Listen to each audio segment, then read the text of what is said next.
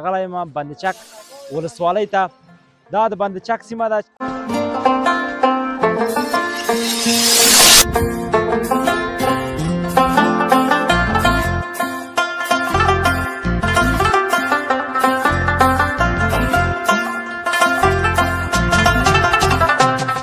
د غیږ ویشتلو په اړه باندې دا په اصل کې یو المپیکي سیالۍ دي، المپیکي لوبې دي. خو دې ترڅنګ په دغه ساحه کې چې اوس کېږي دا یو دودیزه بڼه لري. کم خلک ډېر کوي. په اوس وخت کې خو زه چې څومره ګرځېدلی یم چک ولسوالۍ کې په وردګو کې تقریبا په زیاته کچه باندې دغه سیالۍ په دودیزه بڼه ترسره کېږي. همدارنګه غزني په خوجمریو کې دي، د هغې ترڅنګ برچي کې هم خلک ولي، نورستان کې هم هغه دودیزه بڼه لري. خو داسې د المپیکي اصولو باندې تر اوسه پورې داسې سیالۍ نه دي ترسره شوې په د 2-3-4 کالو کې چې په هغو کې خلکو اشتراک کړی وي، دغه ورزشکاران ګډون کړی وي. المپیکي سیالۍ تقریبا 1 مترۍ کې هم کېږي. 1 مترۍ کې کېږي، د هغو بیا هغه غیږ سپک وي، ډېره فاصله ولي، ډېره فاصله ویشتلی شي. او دغلته په دغو دودیزه بڼه باندې چې کېږي ممکن نورستان او په نورو ځایو کې په 30 مترۍ کې ونه اوسي، شاید په 20 مترو کې وي. خو دلته عموما په دې ساحه کې په 30 متره کابل کې زیات چې دلته دي هغه 30 متره فاصله ده په هغو کې ولي.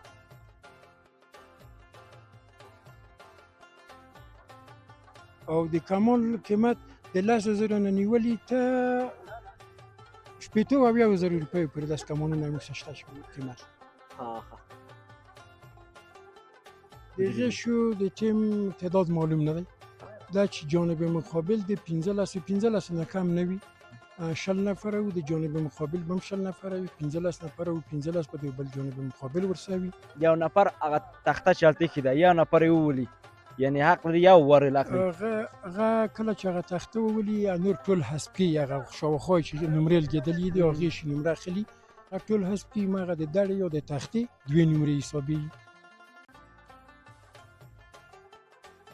نړیوالو سطح باندې دا 10 متره وي د دغو کمانو مسابقې چې کېږي، نو موږ هم هغه 10 متره په نظر کې نیولي وي.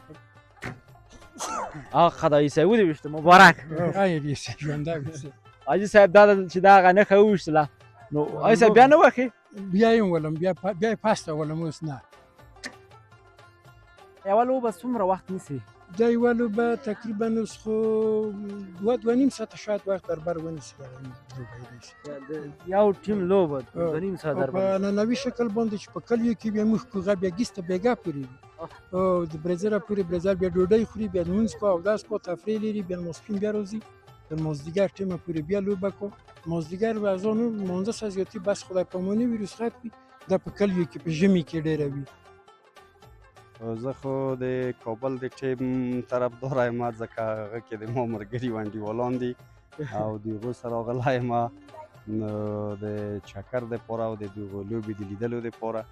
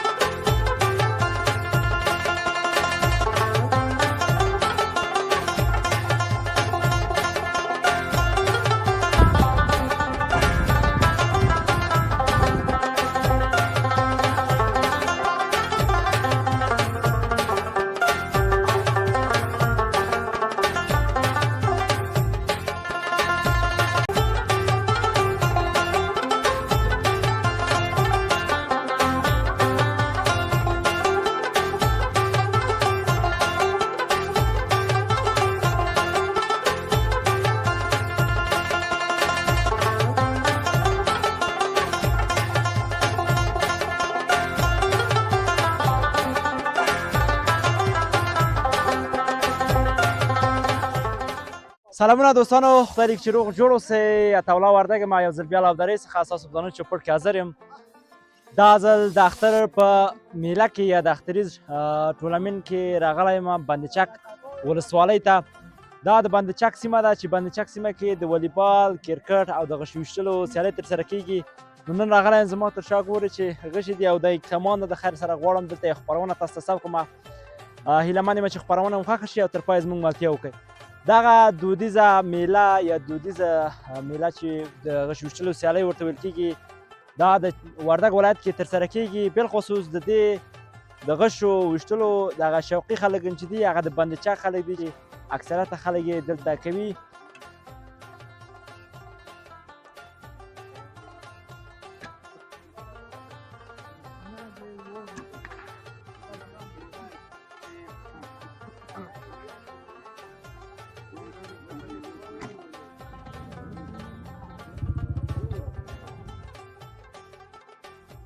زه راغلی یم وردګ ولایت بند چک سیمې ته. لکه څنګه چې تاسو معلومه ده بند چک د اختریز ټورنمنټ چې ده والیبال، کرکټ او غشي ویشتلو سیالۍ ده چې خوشبختانه موږ اوس دا ځای کې یاستو چې د غشي ویشتلو سیالۍ جریان لري چې کابل میشتو، وردګو او د ادم خیلو د کلیو ترمنځ سیالي روانه ده. آی صاحب ډېره مننه چې موږ ته مو وخت راکړه. اول خو د اختر هم مبارک وي. که د غلیدونکو د اول ځان وپېژنې بیا به انشاءالله السلام معلومات علیکم ورحمت الله وبرکاته. نوم مې علي مرجان بهیر او د ادم خیلو د کلي اصلي اوسېدونکی، فعلا د کابل باشنده، په کابل کې د کابل په ټیم کې د غشو په لوبه کې ها یعنې کابل میشت وردګ یو غړی ته یو ځای.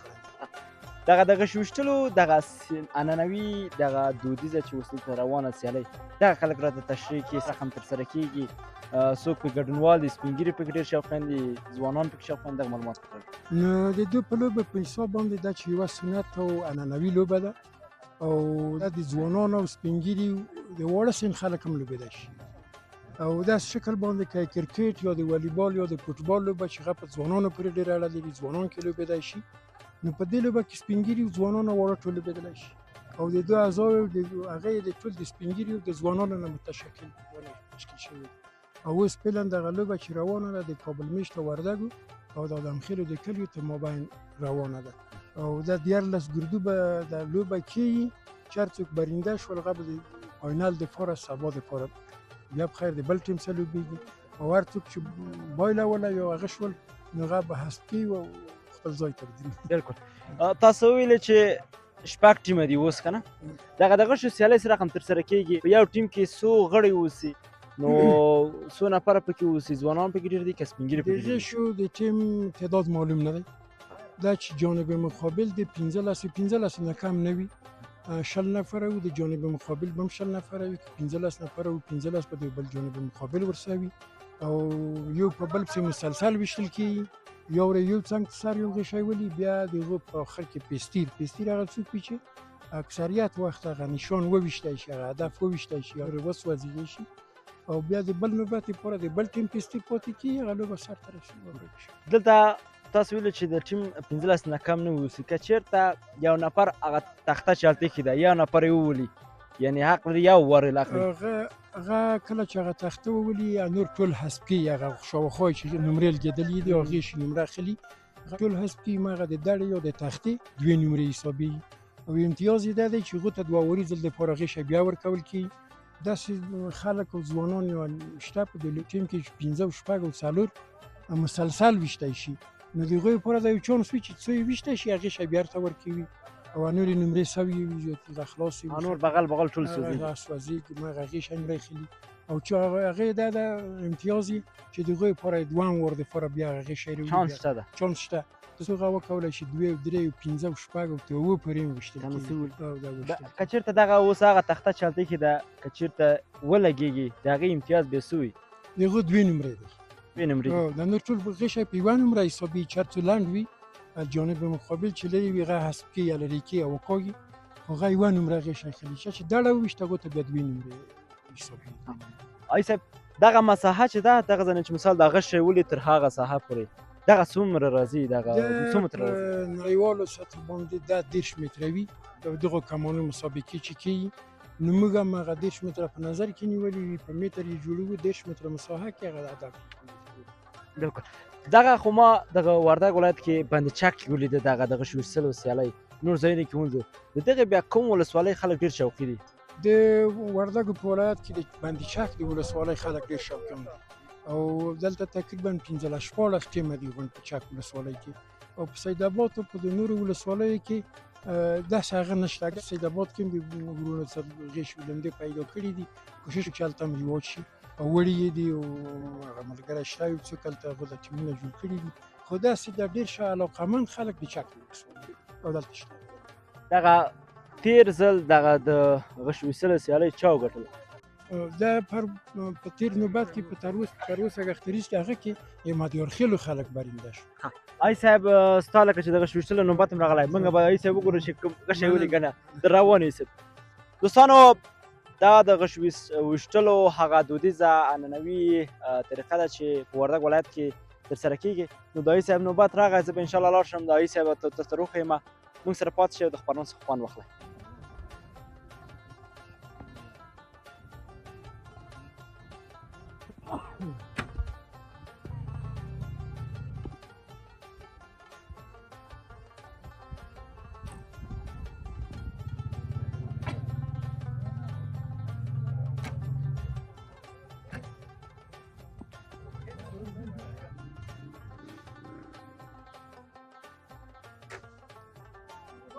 آی صاحب ولګېدو؟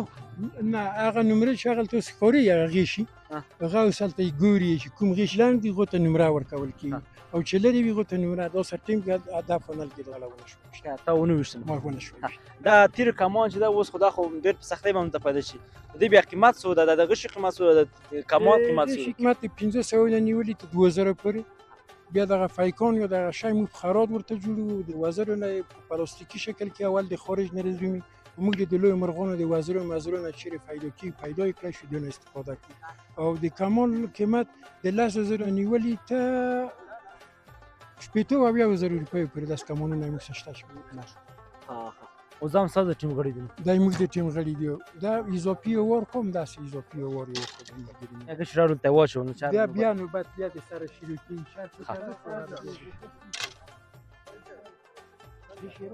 دوستانو تاسو مونږ سره د غش ویشتلو دغه دودیزه عنعنوي میله چې مونږ میله ورته وایو هغه روان ده په چک کې، او دا د وردګ کابل کې د وردګ کابل میشتي وردګ دي، ځکه د دې لوبې چې دي ان سپین ږیري ډېر شوقیان دي، د ځوانانو څخه دا سپین ږیري ډېر شوقیان دي.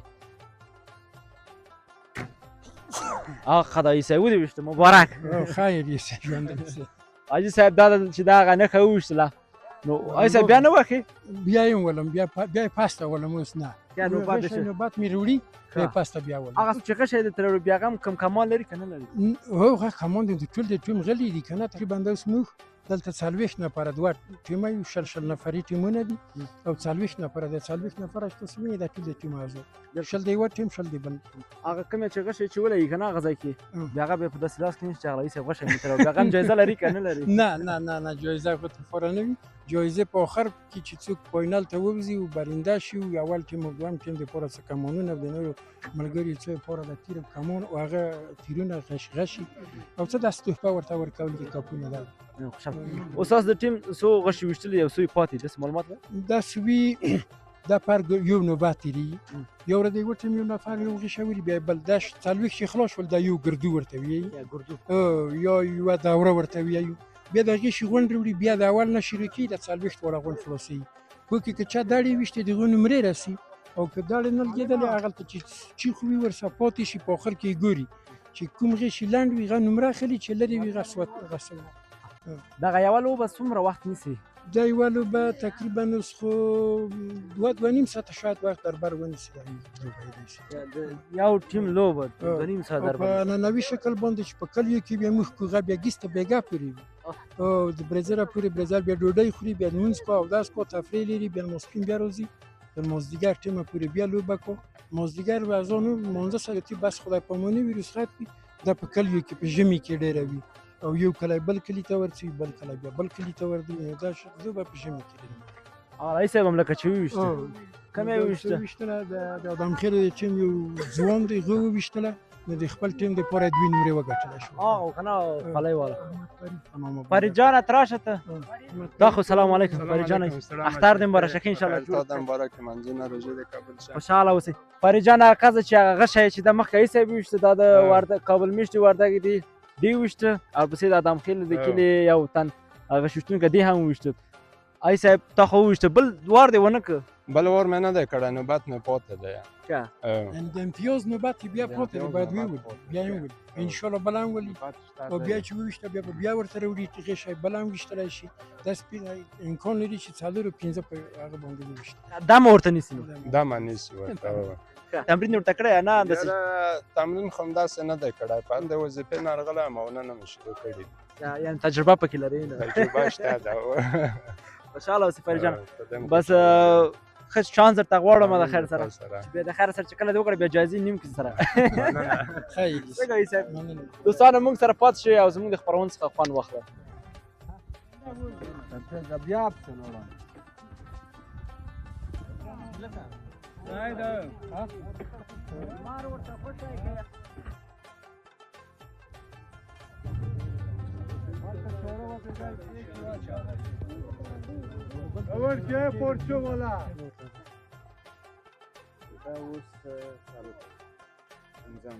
زما په څنګ کې عبدالله رحیمي اولمپیک یا تربیت بدني اولمپیک هم وظیفه لري.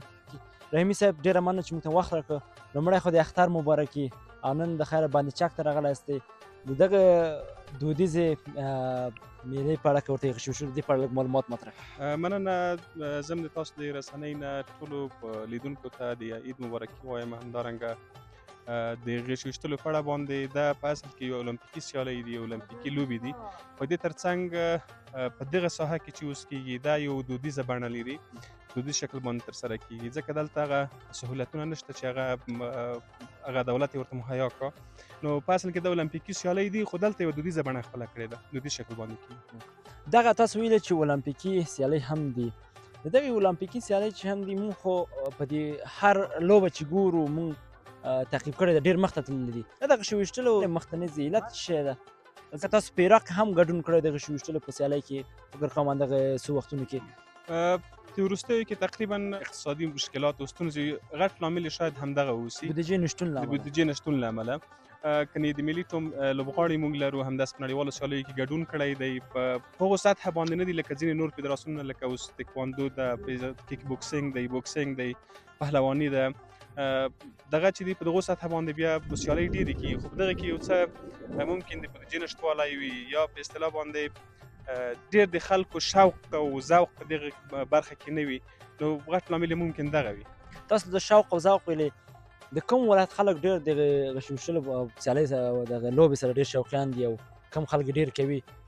په اوس وخت کې خو زه چې څومره ګرځېدلی یم چک ولسوالۍ کې په وردګو کې تقریبا په زیاته کچه باندې دغه سیالۍ په دودیزه بڼه ترسره کېږي.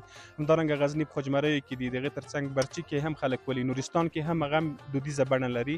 خو داسې د اولمپیکي اصولو باندې تر اوسه پورې داسې سیالۍ نه دي ترسره شوې په د 2-3-4 کالو کې چې په هغو کې خلکو اشتراک کړی وي، دغه ورزشکاران په ګډون کړی وي.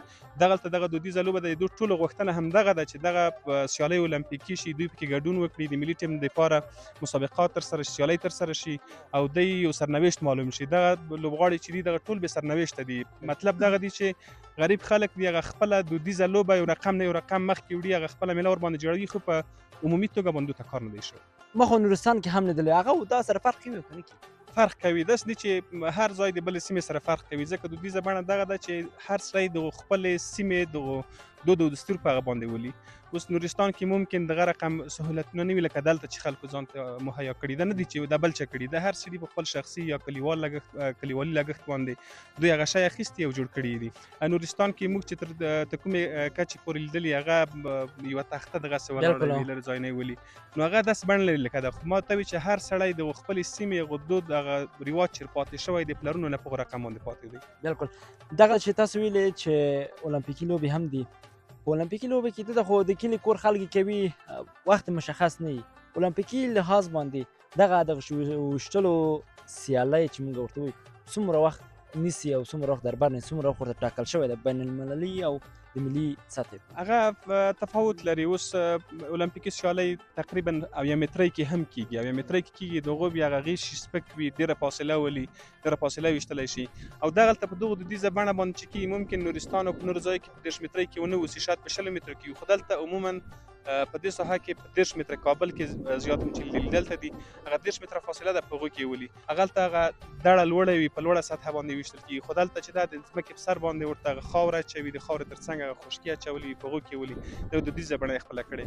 نور هغه فرق لري، په هغو کې د ځوانانو سیالۍ دي، د لویانو سیالۍ دي، د تنکیو ځوانانو سیالۍ دي، هغه بیا هره کټګوري ځان ته فرق پیدا کوي. موږ باید د ملي سطحه غوږ یو که نه په یو ټیم کې څو نفر حق لري چې هغه لوبه وکړي؟ داسې دي چې په دې برخه کې معلومه نه ده اوس، ځکه ما ته وایي چې دلته اوس سیالۍ نه دي شوي څو نفره دي. نه د ملي په سطحه کې ملي امکان سطحه شته. داسې ده چې ملي سطحه باندې تا ته یو هیواد کې چې سیالۍ وي هغه تا ته خپله سهمیه درکوي چې د افغانستان د مثال د خبرې 15 نفره ګډون وکړي یا 10 نفره ګډون وکړي. هغه نظر د دوی په هغو ساحه کې دغو ورزشکارانو ته په کتو باندې کومره سهمیه چې نور ته ورکوي. اوس اکثره ډېرو هیوادو ته چې موږ ورزشکاران ځي هغه مثال د خبرې 10 نفره ځي، حال دا چې د نورو هیوادو 20 نفر هم وي 15 نفر هم وي، نظر په سهمیه باندې ورزشکاران ټاکل کېږي. داسې معلوم نه وي که اوس د کرکټ چې 11 نفره دي. غشي هغه 10 مترۍ نه وارېږي دغه نښه سپینه تخته چې دغه وویشتل کېږي. استاد بیا دغه څو نمرې لري؟ 2 نمرې لري. یوه دړه چې ولګي 2 نمره، بیا یو امتیاز دا دی چې هغه نفر دوهم ځل دپاره هم غشی ویشتلی شي. یعنې هغه دویم چانس هم لري. او د دې ترڅنګ بیا که چېرته وي چې کوم یو ډېر نږدې وي هغو دړې هغو نښې ته غشی نږدې وي هغه بیا یوه نمره ده. هغه داسې ده چې که بیا چېرته وي دړه ولګي هغه سوځېږي. هغه ځانې ویشتل کېږي دا چې کوم ځای ولي ورته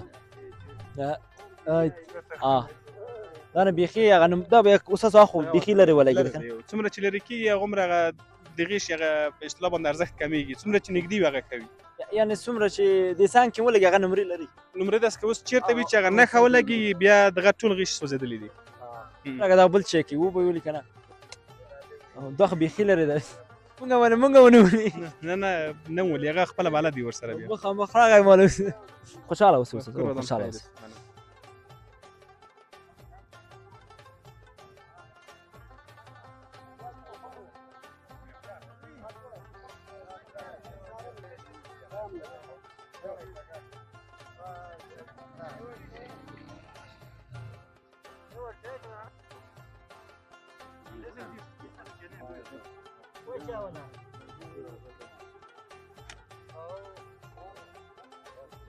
نو یو تن ګډونوال چې موږ ته د کابل څخه راغلی دوی ته اول خو موږ وردګ خلک چې دا اختر نه وایي موږ وایي عید مبارک شه.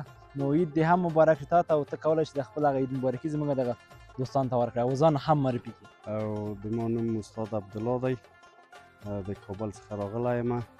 نو تاسو ته او د تاسو د خپرونې له لوري ټولو لیدونکو د اختر مبارکي ورته وایم او تقدیموم یې.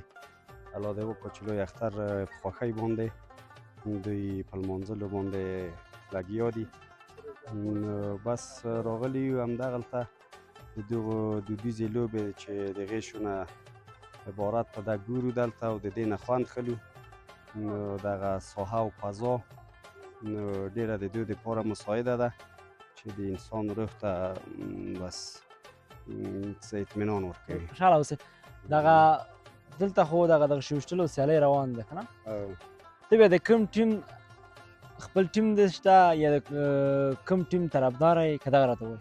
نو زه خو د کابل د ټیم طرفدار یم ځکه هغه کې د ما ملګري و انډیوالان دي او د هغو سره راغلی یم. نو د چکر دپاره او د دغو لوبې د لیدلو دپاره نو هغه د ما ملګري ډېر اکثره په موږ ټیم کې لوبېږي. بلکل ځکه چې نن د ادمخیل د کلي او د وردګ کابل کې د وردګو میشتې وردګو هغه دغه شوشتلو سیالۍ روانه ده. ستا په نظر څوک به یې وګټي؟ نو تر اوسه معلومات نشته. نو د لوبې داسې کار وي چې د معلومات هېڅ وخت سړی نشي ورکولی تر هغه وخته چې څو پای ته ونه رسېږي. ستا په نظر څومره وخت به پاتې د خیر دا لوبه د خیر ختمې شي یا معلومېږي؟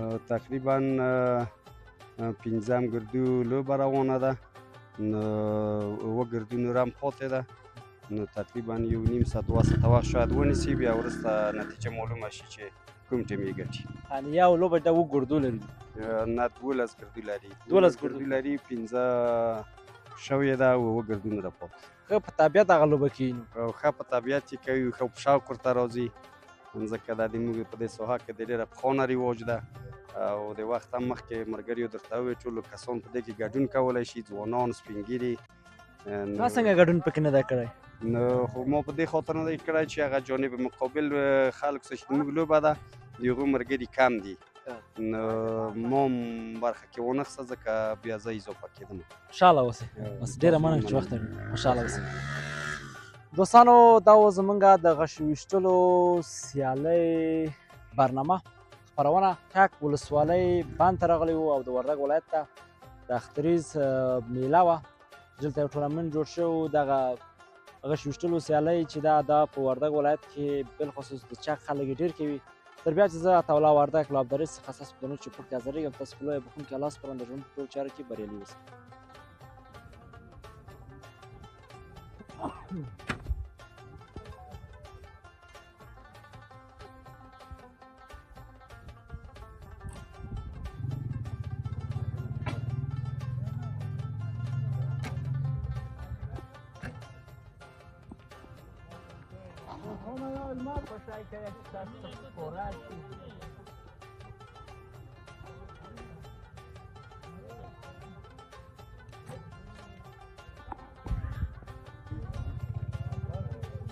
Blanco también.